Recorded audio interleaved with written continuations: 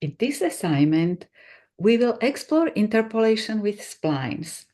I will continue working in my map set assignment 4, but feel free to create a new map set as indicated in the instructions. And let's switch to console and prepare a little bit more space there. And let's not forget to change to working directory.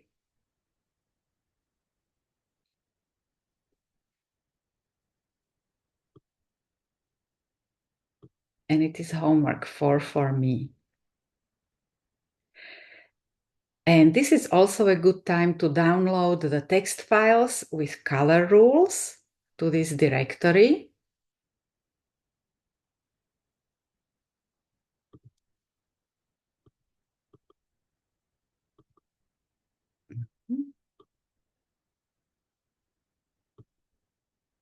Place it. And again.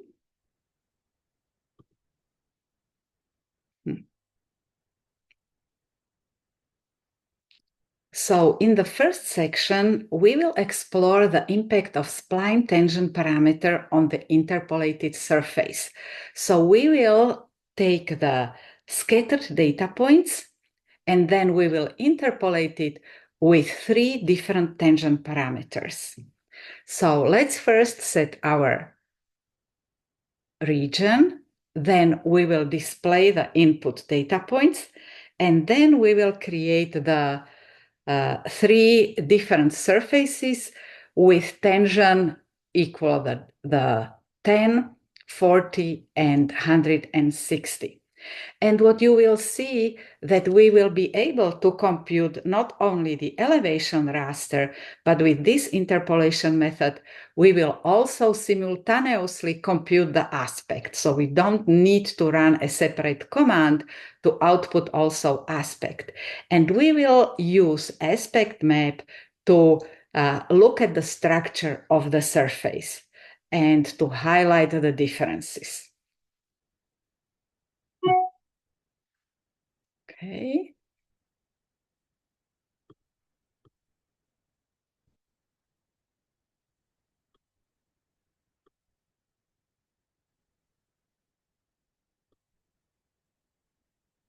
So first, let's set the region, and I will just zoom to it.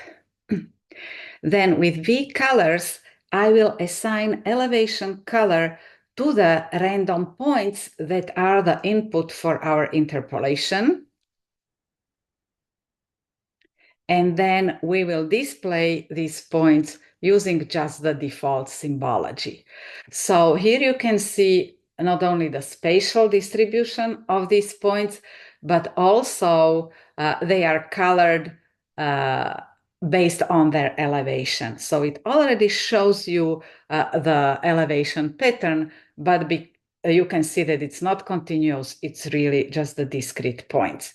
So let's now use spline interpolation to create an elevation surface. At the same time, we will also compute the aspect map.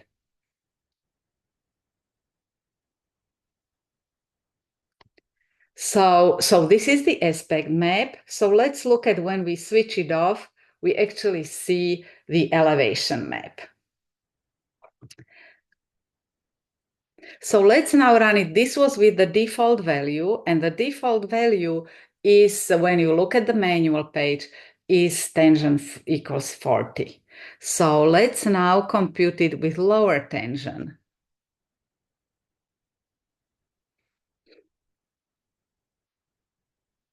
So you can see from the aspect that the surface is much smoother. And again, we have both the elevation and the aspect computed.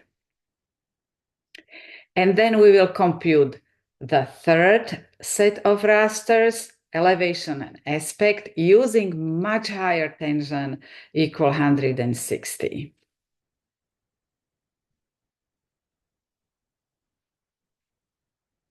So we can see that with the higher tangent, we have much rougher surface. And again, we have both aspect and the and the elevation surface. And as you can see that the elevation surface, the elevation color map doesn't really highlight the differences between these three outputs, but with the aspect we can actually see those differences.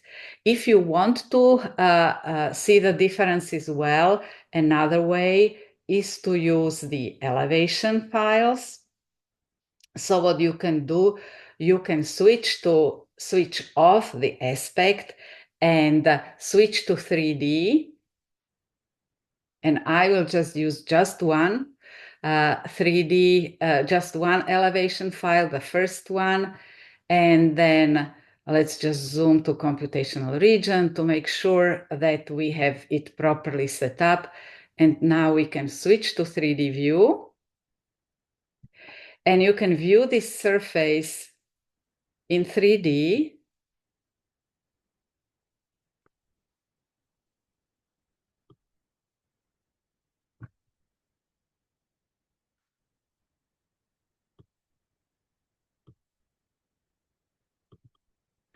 We will set the fine resolution to 1, and we can increase the exaggeration to 3, maybe look at from higher up, and we can modify the lightning to highlight the structure of the topography. And then we can try to add the second surface, so we can see that this one is much smoother, or we can do the third surface. And when we change, don't forget to change the fine resolution. So this is the one, because when you really need that fine resolution to see the difference. So this is the one with the highest tension, and oops, not the aspect. And this is the one with the default tension. So let's switch back to two-dimensional view.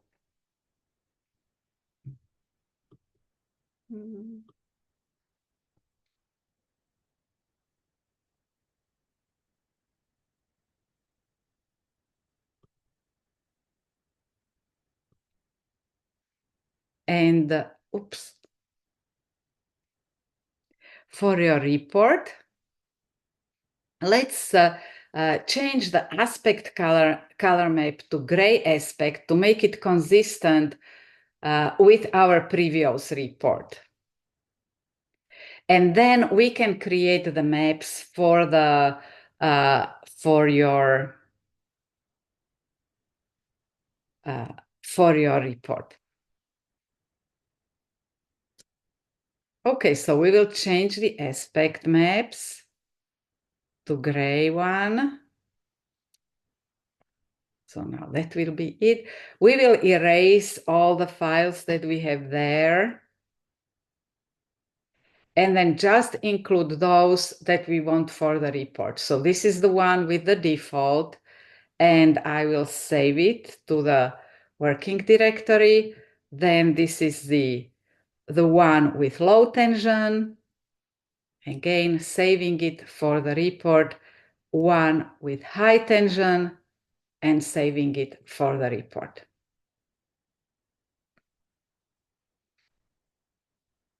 So now let's move on and let's look at the impact of spline smoothing parameter. So with the smoothing parameter, we allow the surface to deviate from the data points. So again, we will be using the same input data set. We will compute the elevation raster with two different smoothing parameters. We will compute aspects so that we can see how the surface structure of the surface looks like, but we will also compute for each given point deviation from the given data. So let's follow these instructions.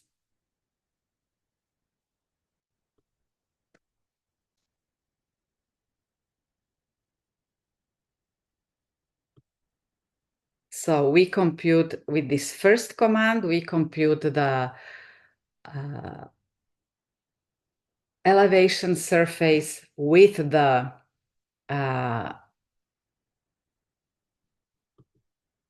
default smoothing parameter, which is 0.1. And the points are displayed because now we have in these points also the deviations.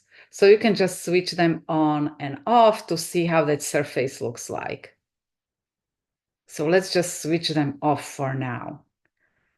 Then we will compute surface that is much smoother. Let's say we consider this a noise and we want the general smooth representation of this topography.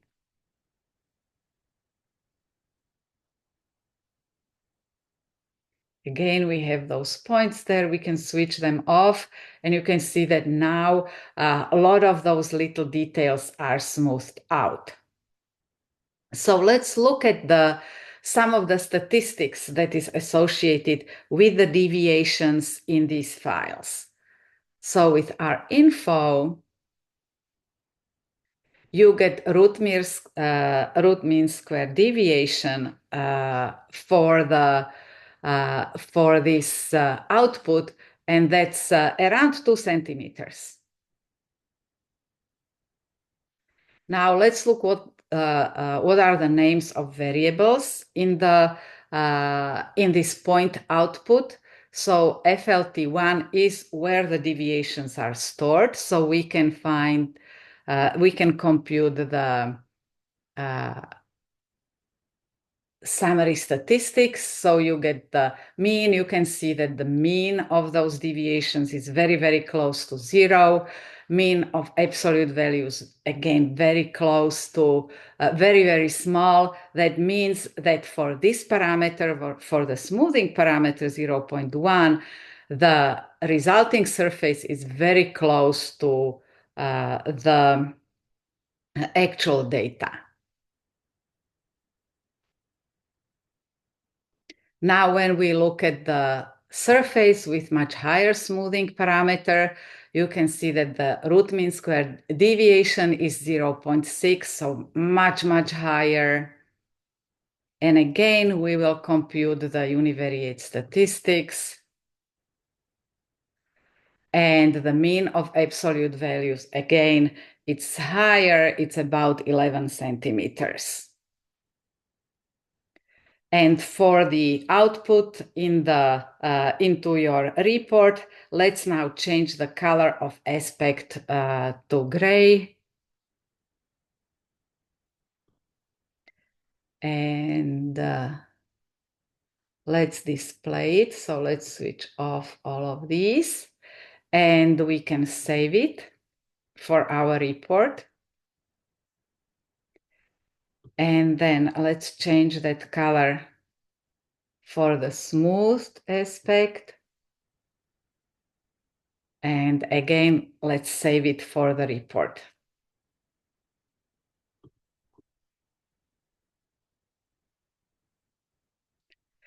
Now, we have computed the deviations in these points. And if we want to look at the spatial distribution of these deviations, we can color these points, or we can, if we want the raster representation, we can interpolate the deviations that are stored in these points. So let's just do that now. So with these two commands, we are interpolating the deviations, not the 11 elevations, but the deviations that were computed in the previous interpolation. So let's look at the deviations for the small smoothing parameter, and then deviations for the large smoothing parameter. And let's change their color to make them more meaningful because they are both positive and negative values. So we want to use divergent color tables.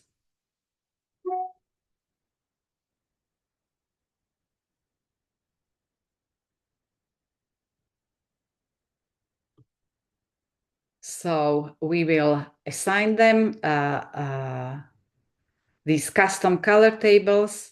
So this was the high smoothing parameter. The other one is with the small smoothing parameter. Let's just erase. And let's put them there for some clean maps. So this is the first one, very low deviation values. We can put the legend down here. So you can see that they are really between 5 centimeters and 7 centimeters at their maximum, but most of them are really gray, around 0. So the points are passing, so the surface is passing very close to the data points. So let's save this.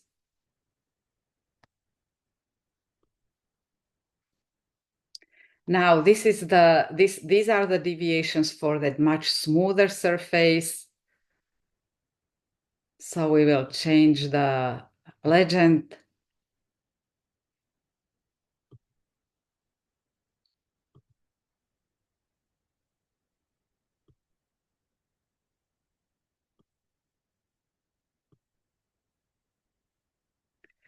So much higher deviations. And you can see that here we have a spot where the deviation is as high, is over 1 meter. So when we remove that, this is the area where there is very large change in elevation. When we smooth it out, very large curvature, very complex shape, that this gets smoothed out.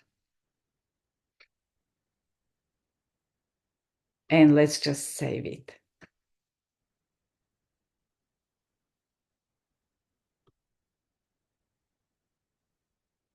So then please look at the question here and comment about the distribution of these errors. You can also display them over the three-dimensional representation of that surface, and then you will see a little bit better how it is related to topography. You can also see it in the lecture. So now the final part, with this data set, we will compute predictive error of interpolation. So in these two examples, we were computing the deviation from the given points. And then when we compute the predictive error of interpolation, we take out one point, then we interpolate without that point, and then we compute the difference at that point in the interpolated surface and the given elevation. And again, we discuss this in more detail in the lecture. So let's just erase what we have there. And now we will take the same data set, and our output won't be a raster file or raster elevation. Instead, our output will be vector point file, which will include the predictive errors.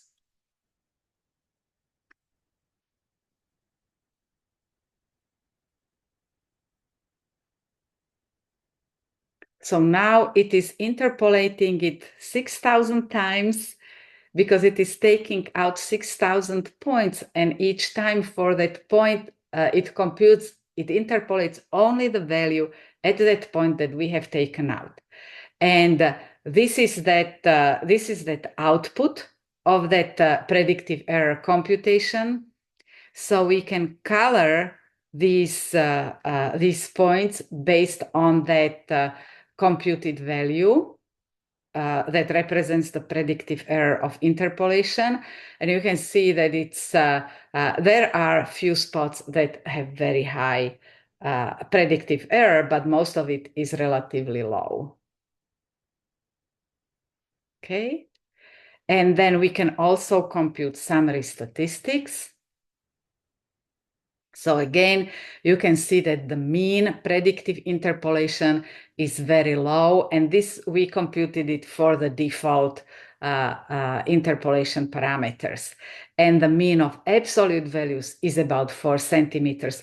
This is much lower than the error, than the actual measurement error of LiDAR data, which in this case is about 15 centimeters. And to better see the spatial distribution of the predictive error, we can interpolate these points.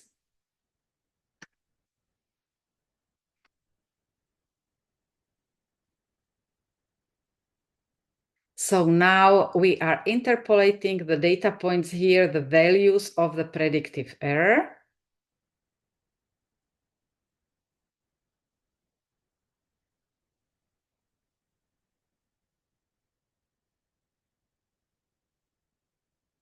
We change the color table to the divergent colors. And let's just erase the layer manager, include here the predictive error map, the legend.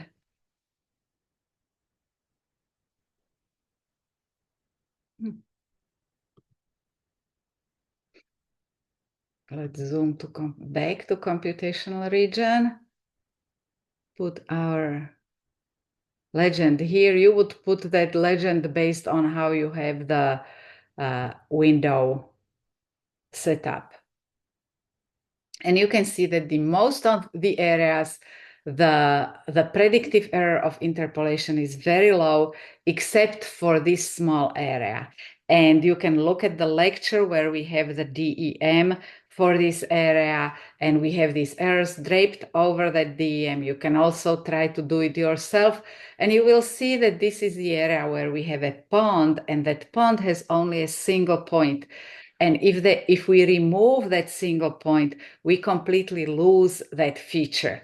And that's why this map of predictive errors is very helpful when you are planning a new survey. You can see that in which areas maybe you need some additional points to properly represent your surface or whatever you are mapping there.